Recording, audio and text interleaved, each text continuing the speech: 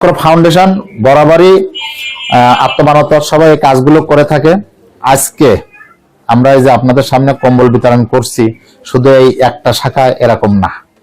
জাগরণ চক্র ফাউন্ডেশন সারা বাংলাদেশে 50,000 কম্বল বিতরণ করছে। এই গত সপ্তাহে মানে এই চলতি সপ্তাহ থেকে শুরু হয়েছে, আগামী মঙ্গলবারের ভিতরে আমরা শেষ করব।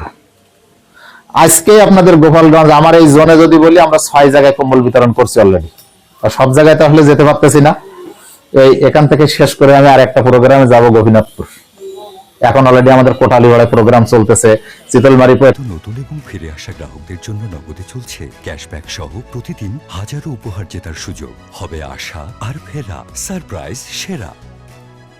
একেবারে প্রোগ্রাম চলবে আমাদের নড়াইলে 2 জায়গায় আমরা এখন আজকে কম্বল দেব। এই শীতার্তদের জন্য, গরিব অসহায় মানুষের জন্য জাগরণ চক্র ফাউন্ডেশন। আসলে সবাইকে তো দেয়া সম্ভব না, আমাদেরই সদস্য আছে কয়েক কোটি। আসলে সবাইকে তো আমরা দিতে পারবো না। আমরা মনে করছি আমাদের যে দুস্থ মা বোনেরা আছে, অসহায় মা বোনেরা আছে, বা যাদেরকে দেওয়ার মতো, আপনি আবার মনে করেন না তাহলে আমাকে গরিব মনে করে দিচ্ছে, তা না।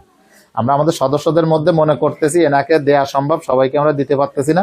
সেই হিসাব করে আমরা একটা লিস্ট করছি, করে আমরা এটা বিতরণ করছি। এটা সারা বাংলাদেশেই বিতরণ হচ্ছে বা হবে। 50,000 কম্বল জেসিএফ থেকে আমরা সারা বাংলাদেশে বিতরণ করতেছি বা করব।